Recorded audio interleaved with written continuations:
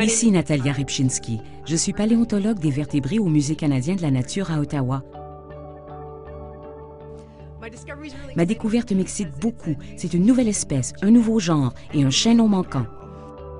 De plus, l'animal nous aide à comprendre les écosystèmes de l'Arctique et les mammifères qui y vivaient.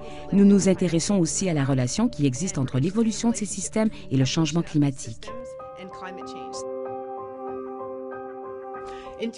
En 2007, nous sommes allés faire une expédition paléontologique à l'île Devon, au cratère Houghton. J'ai mené cette expédition avec la paléontologue Mary Dawson du musée Carnegie.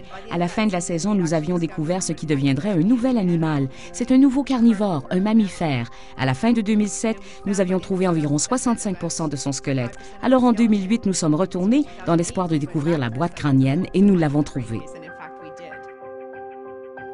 Je crois que cette découverte récente a créé tout un émoi dans le monde de la paléontologie. Elle répond à de grandes questions sur l'évolution. Nous avons nommé l'animal Puyula darwini. Puyula est un mot inuktitut qui signifie jeune mammifère marin.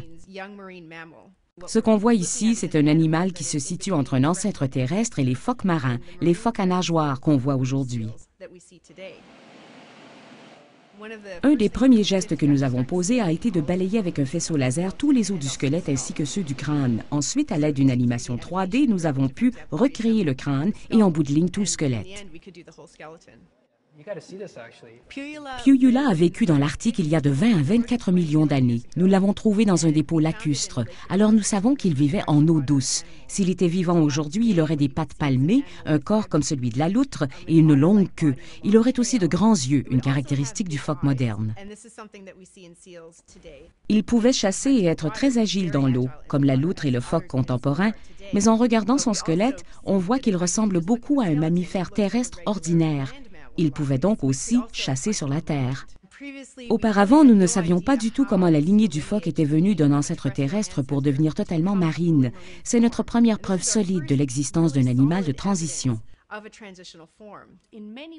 Au fil de l'histoire et de l'évolution de la Terre, nous avons souvent vu des exemples d'adaptation de la nage à la vie terrestre. Il s'agit ici d'un exemple de l'inverse, ce qui en fait une merveilleuse découverte. Dans les écrits scientifiques, il est plutôt accepté que le centre d'origine le plus probable des pinnipèdes, le groupe qui inclut le phoque, le morse et l'otarie, se trouverait sur la côte ouest de l'Amérique du Nord. Maintenant, Puyula, que nous avons découvert dans l'Arctique, vient ébranler un peu cette idée.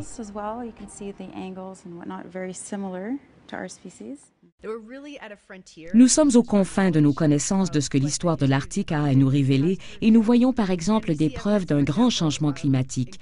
Grâce à des découvertes comme Puyula, entre autres, nous avons une idée plus nette de la façon dont l'évolution, les organismes comme les mammifères, ont réagi à ce changement climatique. Il s'agit réellement d'un grand bond en avant dans notre compréhension de l'évolution des pinnipèdes. Cette découverte met le Canada en avant-plan, de même que la recherche paléontologique effectuée à ce musée, le Musée canadien de la nature. Je suis sûre que bon nombre de scientifiques des quatre coins du monde prêteront attention à cette découverte.